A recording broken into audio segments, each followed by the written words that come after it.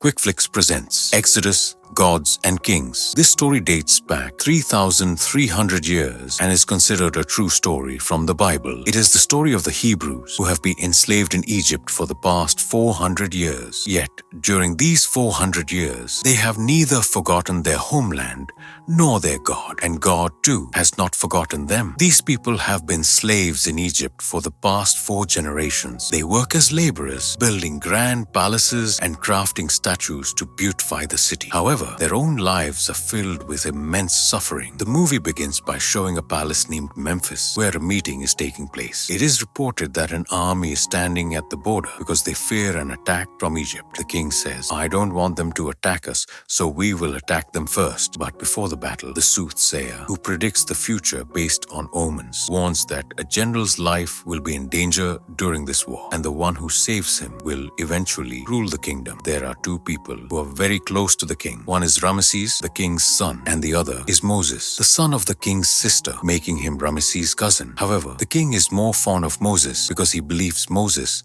is more capable. They all head to battle, and at a critical moment, Ramses' life is in danger. Moses steps in and saves him. After the war, when the king learns that Moses saved Ramses' life, and remembering the prophecy that the one who saves the general will one day rule the kingdom, he tells Moses, "I know you don't believe in omens and prophecies, but I do. Yet I wonder, how could you become my heir?" Moses replies, "Not in any way." The king responds, "Yes, right now, there doesn't seem to be a way." In truth, the king loves Moses deeply, and Moses respects the king just as much. Later, during a royal court session, it is reported that the laborers in Pithom are causing trouble. The king instructs Ramses, "Go and inspect the situation." But Moses intervenes, telling Ramses, "Don't go, I'll go instead. It wouldn't be fitting for you to visit there." This incident, combined with the prophecy, plants a seed of doubt in Ramses' mind regarding Moses. However, his suspicion isn't fully confirmed yet. Moses travels to Pithom and witnesses the harsh conditions of the laborers. The local minister warns that the laborers could revolt anytime due to their large numbers. Moses replies, "All right, I want to talk to them." He arranges a meeting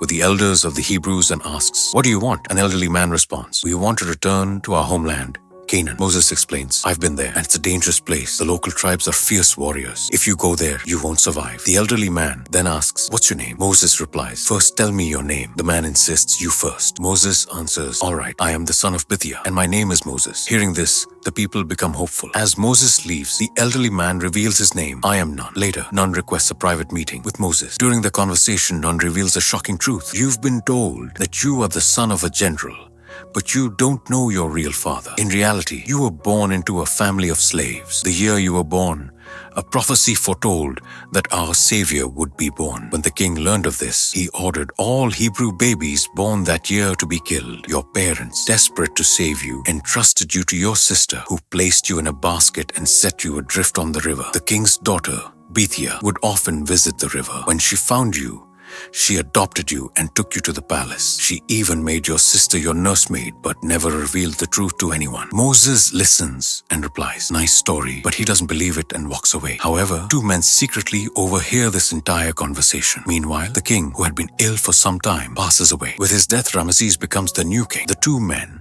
who overheard Moses and Nun's conversation report everything to the minister, who then informs Ramses. Doubt now takes root in Ramses' mind. At this point, Moses is still serving as Ramses' advisor and holds a key position in the kingdom. After hearing the story, Ramses summons the nursemaid who raised Moses and asks her, "Is Moses your brother?" She replies, "No." Ramses picks up a sword and warns, "I'll ask one last time. Is Moses your brother?" She denies it again. Just as Ramses is about to cut off her hand, Moses steps forward and confesses, "Yes, I am her brother." As a result, Moses is exiled from the kingdom. Although Ramses still isn't entirely convinced of the story's truth, he decides to exile Moses anyway to eliminate any potential threat. Before leaving, Moses meets his mother and sister, Miriam. His mother finally reveals the truth. "Yes, you're not my biological son. I found you in the river, and Miriam is your real sister. We never told anyone about this." Even then, Moses struggles to believe it, saying, "This can't be true." His mother replies, "But it is the truth." Heartbroken, Moses leaves the city and wanders into a vast,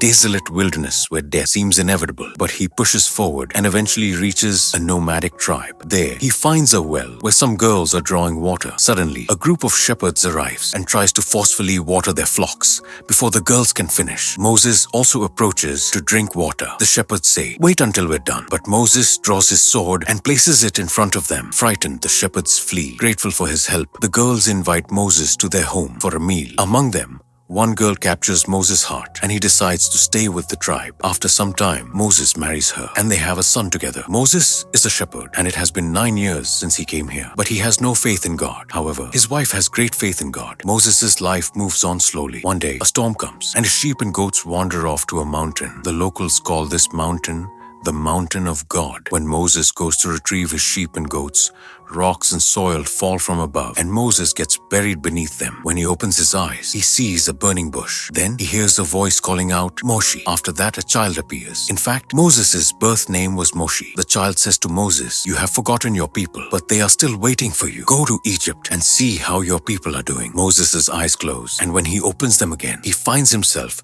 in front of his wife. According to Moses, that child was God. When he tells his wife about it, she says, "God cannot be a child." Moses replies, "Have you ever seen God? If yes, then tell me what he looks like." His wife says, "Go to sleep. You're still injured," as Moses is indeed badly wounded. Later, Moses has another vision of the same child. This time, he decides to go to Egypt. When Moses arrives in Egypt, he meets the old man who had once revealed the truth about his life. He also reunites with his brother. One night, Moses secretly enters Ramses' stable. When Ramses senses someone outside, he comes out. Moses places a sword on his neck. Ramses says, "It's good to see that you're alive." Moses replies, "Is that why you sent 2 assassins to kill me?" When Moses was in the wilderness, 2 assassins had come to kill him. Ramses says, "It wasn't me. Perhaps my mother sent them." Moses says, "Don't blame her." Then Moses continues, "The situation here has become worse than before. The slaves are suffering greatly." Ramses responds, "No, it's not that bad." Moses says, "I've seen it with my own eyes. If they work hard, they should be paid for their labor. Otherwise, you should set them free." Ramses says, "They are like animals. Even if we set them free, they wouldn't know how to live, and you shouldn't be influenced by their words." Moses replies, "I'm not influenced by their words." Ramses asks, "Then whose words?" Moses says, "God's," and with that,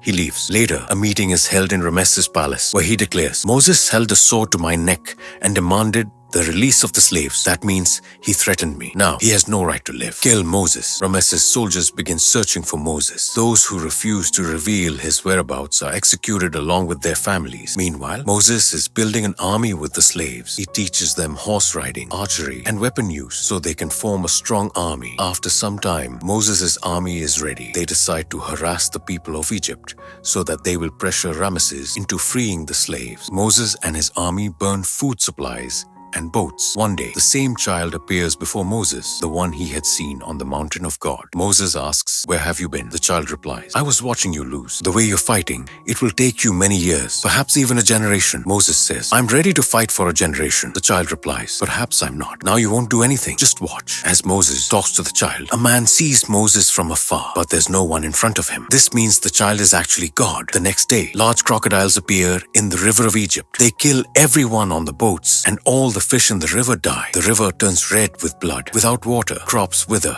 and die. Then the entire kingdom is overrun by frogs. When the frogs die, swarms of flies appear everywhere, making it impossible for people to eat. After that, a deadly disease spreads across the land, affecting even the king and queen.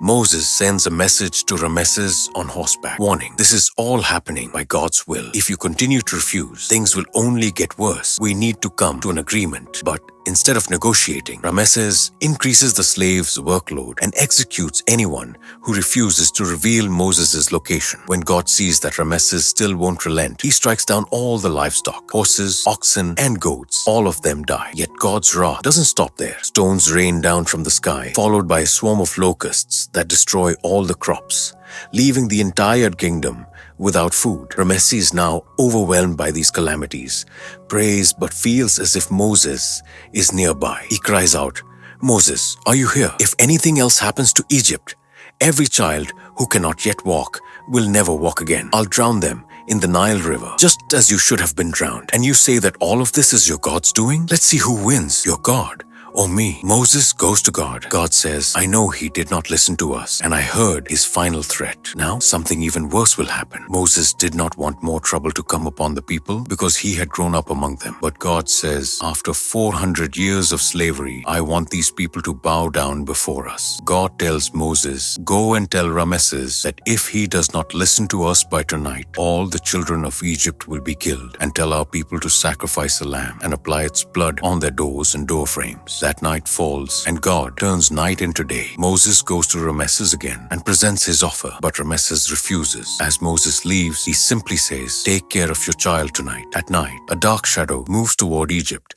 and covers the entire kingdom. With this shadow, every child in the kingdom dies. The next day, Ramesses comes to Moses, holding the body of his own child. He says, what kind of God is yours, who takes the lives of children? All the children of Egypt are killed. Moses replies, not a single Hebrew child died last night. After this, Ramesses says, go, leave this place with your people. Go away forever. Moses, along with his people, leaves Egypt forever. Now they're heading toward their homeland, Canaan. However, Ramesses feels that he should not have let them go, but should have killed them instead. With 4,000 men, he begins to chase them. Although he is 4 days behind, he has chariots and horses, allowing him to catch up quickly. On the other hand, Moses receives news that Ramesses is chasing them. So Moses says, move as fast as you can. Now they have two paths, one through the mountains and another straight path. Moses decides to take the mountain path because Ramesses' chariots cannot follow them there. If they try, it will take them a long time, giving Moses and his people a little more time. As soon as Ramesses and his army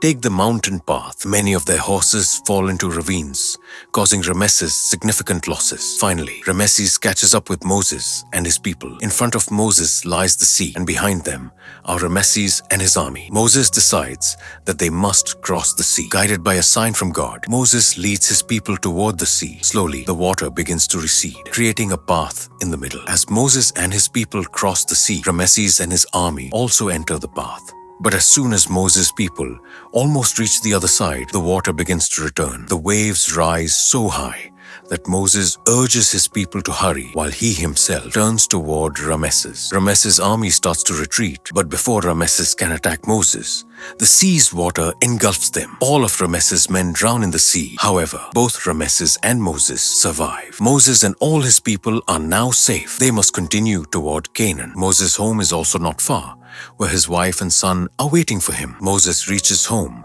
and reunites with his wife and son. Now, Moses has complete faith in God. Afterward, everyone sets out for the land of Canaan. During the journey, Moses often feels that God is still with them. With this, the film comes to an end.